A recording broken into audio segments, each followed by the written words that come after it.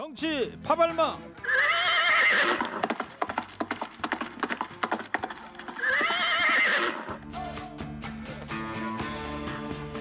오늘도 달립니다. 지치지 않는 땡벌 봉보로봉봉 봉봉봉. 최진봉 성공회대 교수인데 제가 대신했습니다. 엘리베이터를 타고 막 올라오고 있다는데 앞으로 1분 안에 입장이 가능할 것 같고요. 이어서 시사평론계 루이 암스트롱. 이분은 실제로 출연해 있습니다. 서정권 의사 어서 오세요. 예, 안녕하세요. 예. 나로도우발 기지님께서 최진봉 넘조와 흠이 해병대 출신 교수님은 어디 계신가며 아직도 모습을 드러내지 않고 있습니다. 자, 오늘 윤석열 대통령이 우리 시간이죠. 저녁 7시에 런던 시간으로 이제 오전 11시가 되는 거고요. 영국 여왕 국장에 참석하고 조문 외교를 펼치고 있습니다. 국장 참석 이후에 뉴욕 유엔 총회에서 연설을 하고 일본, 미국 주요국 정상들과 양자회담을 할 거라고 하는데요. 이번 순방에서 윤석열 대통령이 어떤 성과를 이루길 바라시는지 청취자 여러분들 5글자로 보내주시기 바랍니다. 추첨해서 건강기능식품도 보내드리도록 하겠습니다. 자, 새 영빈관 신축 방안이 이제 논란이 계속되면서 대통령실이 이제 이를 지난 금요일 날 이제 철회하지 않았어요, 서정욱 변호사님? 근데 이 추진 계획을 소수의 참모하고 경호처 정도 직원만 알고 있었다 이런 얘기가 있더라고요. 예, 저는 이제 그 영빈관이 필요하다 봅니다. 네. 국격을 위해서나 필요한데 다만 이제 그 절차나 과정이 좀 문제가 있다 봐요. 네. 그 절차나 과정을 좀 더 투명하게 여론을 충분히 수렴해서 추진해야 되는데 너무 이제 그 경호처에서 이게 비밀리하다 보니까 상당히 역풍이 부는 게 아닌가. 네. 그래서 이제 대통령이 하루 만에 처리한 거죠. 그렇죠. 투명하게 좀 했어야 한다. 서정욱 변호사 얘기도 그런 거고. 최진봉 교수님 막 예. 도착했는데 예. 어때요? 지금 서정욱 변호사도 투명하게 이 일이 진행되지 않아서 이런 일이 벌어졌다 이런 얘기를 하는데 어떻게 보세요? 그렇죠. 그러니까 사실은 이게 800 얼마나 되는 그 돈이잖아요. 878억. 78억이나 되는 돈을 집행하는 과정에 있어서 사실 오늘 보도 내용 보니까 수석들도 잘 몰랐다고 그래. 대통령실에 있는 분들도 모든 사람이 알고 충분히 논의해서 얘기가 나온 게 아니고 갑자기 이게 들어가서 나중에 이제 야당 의원들이 예산안 보고 지금 발견을 한 거 아닙니까? 그러면 충분한 논의가 있었다고 보기 어렵죠. 이렇게 많은 돈의 예산을 들여서 뭔가를 집행하는 거라고 하면 당연히 투명하게 해야 되고 두 번째는 대통령실 이전과 관련해서 이제 윤석열 정부에서는 윤석열 대통령실에서는 크게 490 얼마인가만 들어가고 끝일 거다 이렇게 얘기를 했어요. 그랬었죠. 근데 이게 좀 계속 불어나고 3월 있는. 달에 이제 그 얘기를 했던 건데. 그랬었죠. 근데 그 뒤에도 300억이 더 들어갔어요. 원래 계획보다. 예. 근데 지금 이게 800 얼마가 또 들어가게 되면 그럼 얼마가 대체 들어가는 거냐. 앞으로 또 합참도 지어야 되고요. 네. 국방부 이전도 해야 돼요. 이런 상황에서 또 돈이 들어갈 수 있다. 이런 얘기가 나오기 때문에 국민적 동의가 반드시 필요한 사안인데 그런 부분들을 전혀 거치지 않고 일방적으로 이렇게 쓱 끼워 넣듯이 이런 식으로 예산을 올리는 것이 과연 맞느냐. 그런 비판을 피할 수가 없는 거죠. 네. 이 예산을 올리려고 그러면 국무회의 의결도 다 거치는 그렇죠. 국회 거였다면서요. 의결을 거쳐 가야 되죠. 당연히. 근데 아직 극소수의 사람들만 이걸 알고 있었다는 건데 미카엘 제 청취자께서 최진봉 교수님한테 예. 문자를 보내주셨네요. 예. 지각비 받으세요. 1초에 10,000원. 몇천 1초에 주셨죠? 너무 하시는 거 아니에요? 1초에 만 원은 좀 심하지 않습니까? 한 1분 이상 일분에 늦었으니까 뭐, 예. 60만 원 내야 된다. 출연료에 출연료 깎이고 삭제된 출연료 깎이고 있는데 돌아온 지각 전문. 아, 뭐 영화 이런 거 같아요. 제가 이제 아무튼 엘베를 놓쳐가지고 이렇게 됐습니다. 봉봉 죄송합니다. 교수님 또 지각. 예, 예. 자, 서정욱 변호사님 지난 7월달에 인도네시아 대통령 만찬 행사 때부터 영빈관 신축 논의가 시작된 것 같더라고요. 그렇죠. 인도네시아 이제 그 조코 위도도 네. 이 대통령 만찬 하다 보니까 이제 영빈관이 필요한 게 아닌가. 제가 조금 전에도 말한 것처럼 미국이나 뭐 다른 나라도 이게 보면 영빈관이 있습니다. 근데 우리나라는 기존 청와대도 구민회관 수준의 조그만한 거의 제대로 된 영빈관이 없어요. 가보셨어요? 어쨌든 청와대는 많이 가봤습니다. MB 때. 화면에서 보면은 상당히 저 멋지던데 내부가. 아니 실제는 이게 자그만합니다. 오. 그래서 타견민도 3년 전에 구민 해관 수준이다 이렇게 했지 않습니까? 따라서 저는 뭐 여러 가지 게 우리나라가 지금 세계 뭐 10위 안에 드는 강국 아닙니까? 그 정도 이게 번듯한 영빈관 하나 못 가질 나라는 아닌데 아까도 말한 것처럼 이게 절차나 과정에 좀 문제가 있었다고 보는 거죠. 네. 최진봉 교수님, 네. 탁현민 전 비서관의 발언이 뭐예요? 그러니까 지금 이제 조정욱 변호사 그걸 가져와 지금 얘기한 거예요. 과거에 했던 발언인데요. 이게 과거에 2019년도에 했던 발언인데 뭐라고 얘기했냐면 19년도에 했던 발언을 제가 그대로 읽어드릴게요. 예를 들면 그 각종 내외빈 행사가 열리는 영빈관에 대해서 구민회관보다 못한 시설에 어떤 상징도 역사도 스토리텔링도 없는 공간이라고 혹평을 하고 보수가 필요하다 이렇게 얘기했어요. 물론 그때는 새로 짓자는 얘기를 하고 보수가 필요하다는 얘기를 했었고요. 아마 그 얘기를 하는 것 같아요. 고쳤어야 된다. 네, 그 얘기를 했죠. 아마 이제 좀 그 이제 우리나라 국격에 맞지 않는 구조이다 이렇게 얘기를 한 것 같은데 이것도 마찬가지예요. 그러면 탁현민 행정관이 그 당시 그 얘기를 했다고 해서 그러면 영빈관을 새로 지었냐 문재인 정부 때 그렇지 않았어요. 국민적 동의가 필요하다니까요. 또 하나 물론 영빈관이 우리나라 국격에 맞게 좀 더 잘 만들고 잘 지을 수 있죠. 근데 역사와 유서를 자랑하는 것도 중요해요. 그러니까 미국의 블레어 하우스 같은 경우도 100년 이상 된 건물이잖아요. 그게 다른 나라들도 마찬가지입니다. 그러니까 보수를 하고 개보수를 할 수 있지만 건물을 새로 짓는 것은 상당히 많은 국민적 동의가 필요한 상황이에요. 네. 그러니까 그 당시에도 탁현민 행정관이 얘기했던 것은 개보수가 필요하다고 얘기를 했지 건물을 새로 짓다는 얘기는 안 했어요. 그리고 그래서 뭐 예를 들면 공론화 과정을 거쳐서 국민적 동의를 얻는 절차도 밟지 않았고요. 그리고 계속 진행해 왔잖아요. 근데 왜냐하면 그 당시에도 그 어떤 논란이 있었냐면 영빈관 같은 경우에 사용하는 횟수가 그렇게 많지는 않아요. 1년에 뭐 많으면 10번에서 12번 정도. 이제 국외에서 정상급 외빈들이 오시는 경우가 제한되지 않습니까? 그렇기 때문에 이제 국민적 동의가 필요한 부분이어서 뭐 이건 지금 서정욱 변호사 지적대로 만약에 필요하다면 논의는 할 수 있어요. 저는 그렇게 봐요. 공론화를 거쳐서 정말 국민들이 뭘 원하는지 하는 부분에 대한 공감대가 형성이 되어야 한다고 봅니다. 네. 그 블레어 하우스, 미국의 블레어 하우스는 워싱턴에 있나 보죠? 그렇죠. 워싱턴 DC에 있죠. 가보셨어요? 혹시? 가보진 않았습니다. 얘기만 들었습니다. 자, 서정혁 변호사님, 참모들은 국회를 설득해서 어떻게든지 좀 영빈관을 신축해보자 그랬던 것 같은데 윤석열 대통령이 철회를 주장했다 이런 보도가 나와요. 뭐 이번에는 이제 철회처럼 잘했다 봅니다. 다음 기회에 뭐 또 설득을 해볼 수 있겠지만 이번에는 깨끗하게 그 처리하는 게 맞고요. 그다음에 그 탁현민 비서관에 대해서 한 말씀만 드리면 네. 지금 이게 막 청와대로 다시 돌아가야 된다고 지금 주장하더라고요. 그럼 이게 옛날에 문재인 대통령 공약이 광화문 시대를 열겠다는 거죠. 그럼 이게 그때 탁현민 비서관이 문재인 대통령 보고 청와대 지켜야 됩니다. 절대 광화문 나가면 안 됩니다. 이렇게 한 번이라도 직언한 적이 있냐고요. 그때는 가만히 있더니 지금 이게 다시 청와대 가야 된다고 계속 주장하는데 그럼 이게 그때 문재인 대통령 공약 때는 왜 가만히 있었느냐 이걸 지적하고 싶어요. 네. 뭐 봉침 날릴 준비가 하고 계신 뭐 것 저는 같은데. 이렇게 생각해요. 지금 뭐 탁현민 행정관 자꾸 얘기한 탁현민 행정관 얘기할 필요도 없고요. 그럼 과거의 얘기니까 할 필요가 없고 영빈관 짓는 문제는 제가 말씀드렸잖아요. 이거는 공론화가 반드시 필요해요. 그러니까 이게 뭐 주장을 할 수 있죠. 예를 들어서 국민의힘의 의원들이 얘기했던 것처럼 영빈관이 우리 국격에 맞게 좀 더 크게 지어보자.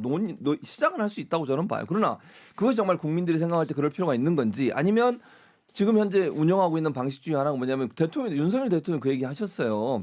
청와대 영빈관은 사용 가능하다. 그러니까 용산으로 옮기더라도 용산 시대 이후에도 필요하면 영빈관을 사용하면 되는 거 아니냐. 왜냐하면 그거는 약간 떨어져 있는 공간이니까. 네. 그 얘기도 하셨고 아니면 이제 우리가 보통 그 호텔이나 이런 데 지난번에도 그 신라 호텔에서 한번 했잖아요. 그런 방식을 할 수도 있어요. 과연 국민들이 뭘 원하는지 그게 정말 필요한 것인지 하는 부분에 대한 깊은 논의와 공론화 과정이 필요하기 때문에 지금 당장 이걸 다시 추진한다. 제가 볼 때는 그런 동력이 없다고 보고요. 국민의힘에서 뭐 이걸 다시 추진하려는 낌새가 있다고 하면 국민적 저항을 받을 가능성이 있다고 봅니다. 어때요? 국민의힘 쪽의 입장은요? 뭘요? 영빈관에 대해서. 추진 그러니까 다시 지금 추진하는 이게 거. 지금은 접은 거죠. 아, 지금 완전히 접었다. 예. 국민의힘에서도. 민주당의 입장은 뭐예요? 민주당 반응은 이거 그냥 이대로 처리한다고 끝날 문제가 아니다. 왜 이런 결정이 이렇게 졸속으로 이루어졌는지 누가 조사해봐야 위반을 돼요. 했느냐? 그렇죠. 그러니까 왜 대통령실 내에 공감대도 없이 국민적 공론화도 없이 누가 이걸 끼워 넣고 왜냐하면 지금 논란이 되는 건 여러 가지 얘기들 있잖아요. 김건희 여사가 예전에 이명수 기자하고 통화하면서 나왔던 녹취록의 내용도 논란이 되고 있고 물론 뭐 저는 김건희 여사 지시했다 이렇게 단적으로 얘기하고 싶지도 않아요. 그러나 국민들이 볼 때는 그게 이상하지 않겠습니까? 그럼 왜 그런 얘기를 했을까 그러면 그리고 그 얘기가 나오자마자 이렇게 대통령실에 있는 사람들의 공감대도 없이 추진이 됐는가? 그럼 누군가 책임을 져야 되잖아요. 이런 졸속 행정을 한 것에 대해서 또 대통령이 제대로 판단하지 못하도록 제대로 이 조언을 못한 참모들 누군가 있을 텐데 그 사람은 누군지 밝혀내서 네. 책임을 물어야 된다고 주장하고 있죠. 알겠습니다. 자, 윤석열 대통령이 영국에서 조문 외교를 하고 있는데요. 엘리자베스 2세 여왕 장례식 참석 이후에는 뉴욕 유엔 총회 연설하고 일본, 미국 주요국 정상들과 양자 회담 할 거라고 하는데요. 이번 순방에서 윤석열 대통령이 어떤 성과를 이루기를 바라시는지 청취자들 의견을 5글자로 받고 있습니다.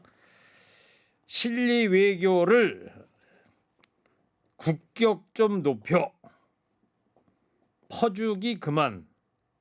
예, 퍼주기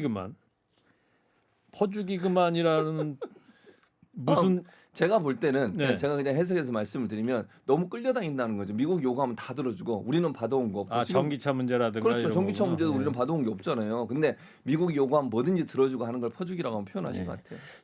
적자 외교 끝. 요 얘기는 무슨 뜻일까요? 서정욱 변호사님. 적자 외교 끝.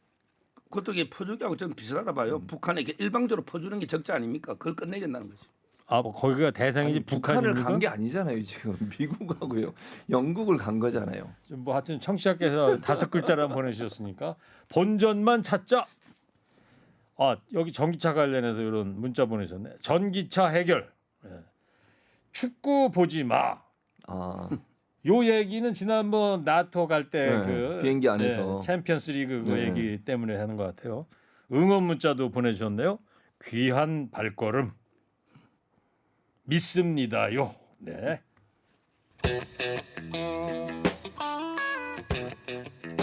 자, 국민의힘 얘기입니다. 주호영 의원이 오전에 새 원내대표로 이제 선출이 됐는데요. 일단 당선 소감 좀 듣고 오겠습니다. 총 투표수 106표 중에서 기호 1번 이용호 후보 42표, 기호 2번 주호영 후보 61표, 무효 3표, 주호영 후보가 국민의힘 원내대표로 선출되었음을 선포합니다. 많이 걱정해 주시고 도와주신 분들께 감사드리고 또 우리 이용호 의원이 당의 신선한 바람을 불러일으키기 위해서 많이 노력하셨는데 당의 역동성으로 삼아서 백드롭처럼 다 함께 앞으로 나가는 그런 당이 됐으면 좋겠습니다. 네. 오전에 당선 당시에 회의장 현장 음하고요. 주호영 원내대표의 소감 간단히 좀 들어봤어요. 자, 백드롭이 좀 돼야 된다. 이 뒤에 있는 게 이제 백드롭 아니겠어요? 맞습니다. 이용호 의원한테는 덕담을 건넨 것 같은데. 자, 최진봉 교수님. 예. 당초 이제 지난주 말까지만 해도 주호영 의원 추대, 1인 추대론이 일었었던 것이 무색할 정도로 표차가 얼마 안 났어요. 얼마 안 났어요. 예. 그러니까 놀라운 거죠, 사실은. 이거는 주호영 의원이나 윤핵관들이 긴장해야 돼요. 그러니까 거의 사실은 그 추대하려고 했던 것이 윤핵관들이 주호영 이제 전 비대위원장을 다시 원내대표로 추대를 해서 사실 윤핵관들이 어쨌든 겉으로 보기에는 이선호태를 한 거잖아요, 지금. 근데 윤석열 대통령의 영향력은 어쨌든 당이 있어야 되고 그 중개 역할을 주호영 지금 전 비대위원장을 맡기려고 했던 거예요. 그래서 추대를 하려고 했는데 이용호 의원이 갑자기 자기가 나가겠다고 손을 드는 바람에 지금 네. 부산이 된 거잖아요. 그렇죠. 그런 상황에서 표가 이렇게 나왔다. 그럼 국민의힘 의원들이 뭘 걱정하겠습니까? 총선 걱정하는 거예요. 총선 걱정. 아니 총선이 얼마 남지가 않았어요. 지금. 그런 상황에서 윤석열 대통령 지지율이 계속 이렇게 가면 또 윤핵관들의 논란 때문에 국민적 원성이 크면 본인들이 당선에 영향을 미칠 수밖에 없는 거잖아요. 네. 경고의 메시지라고 저는 봅니다. 그러니까 주호영 의원이 당초 전망에는 네.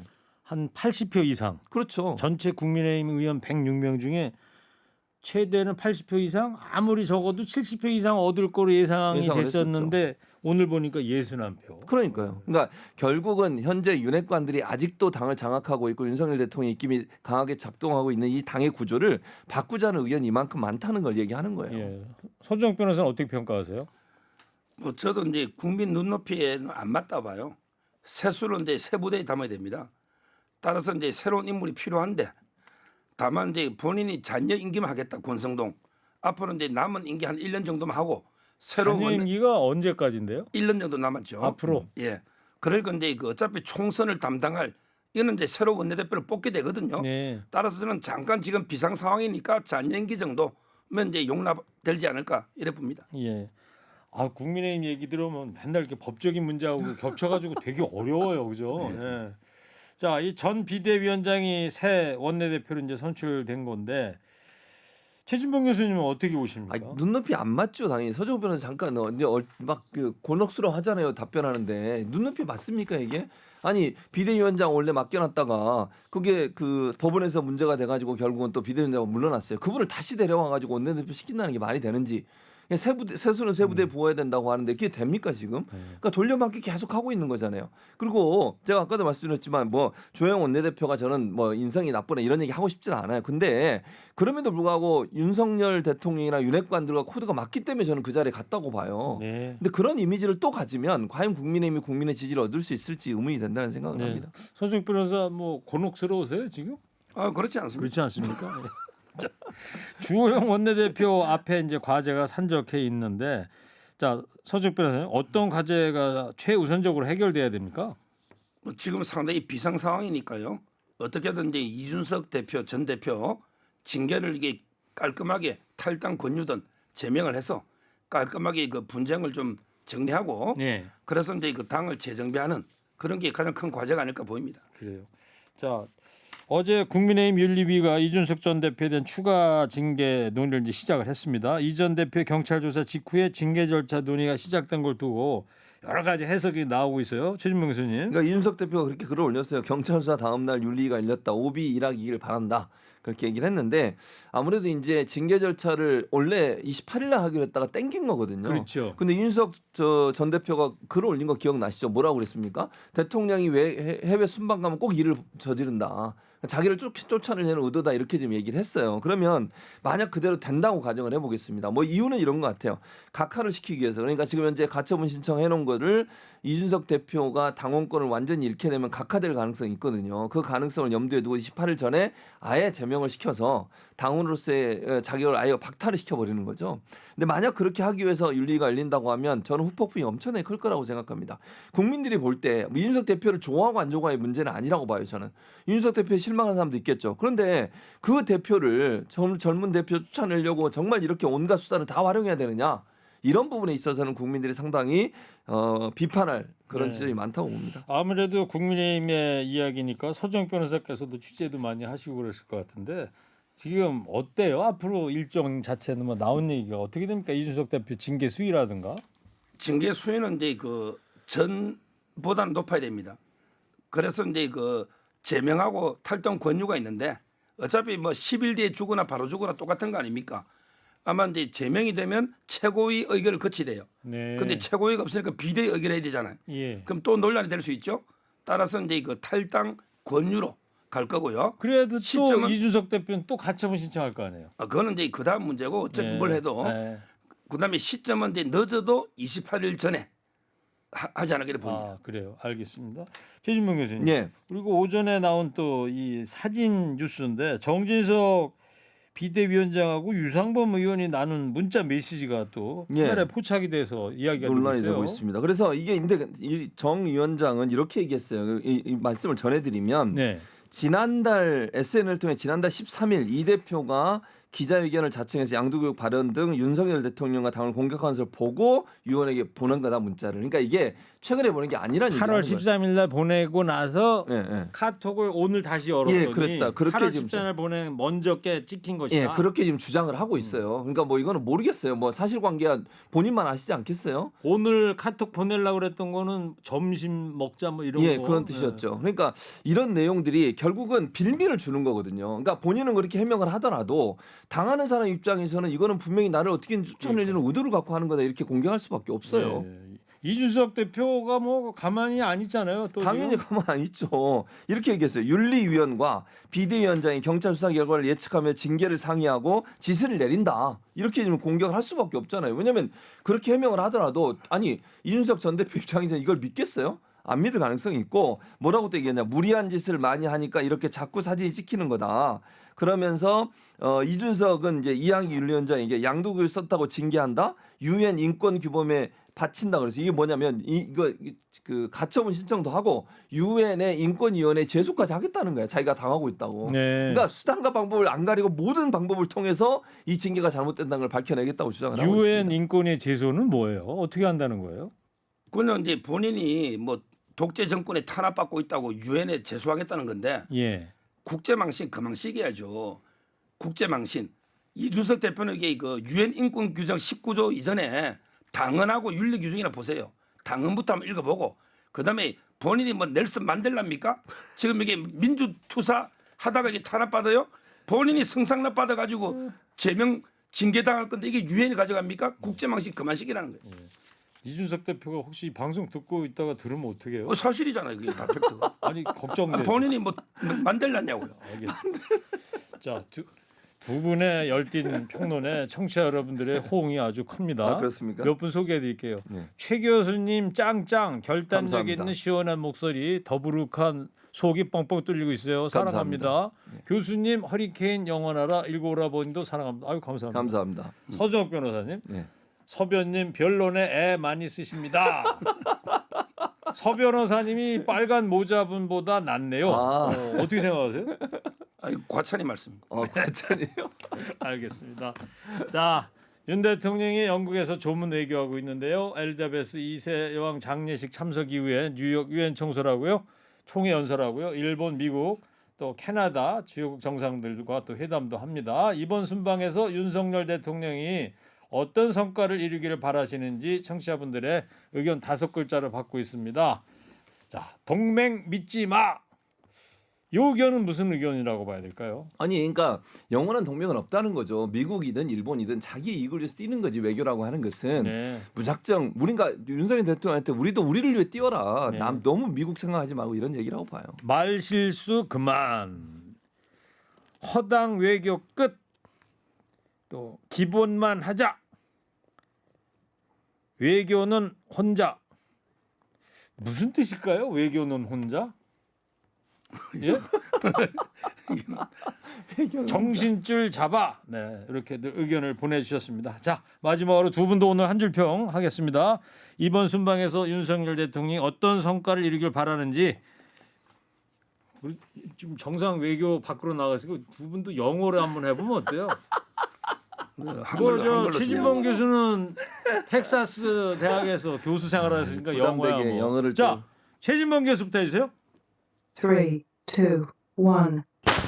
Think only for the people, our country. 진봉이라 하였는가? 뭐라고 지금 이제는 이게 봉침이 뭐 하는 많이 거예요? 약해졌구나. 많이 약해졌대 뭐래.